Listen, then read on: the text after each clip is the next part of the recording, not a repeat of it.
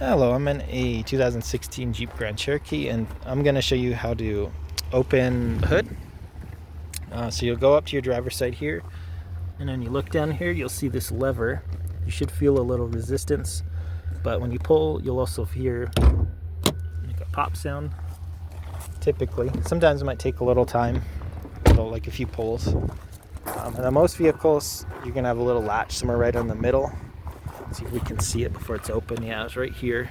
So we're going to push that and pull up, and that little hook just slides right in here. Should this have issues for you? And this one's nice too. It's got these little hydraulics, this one in this case.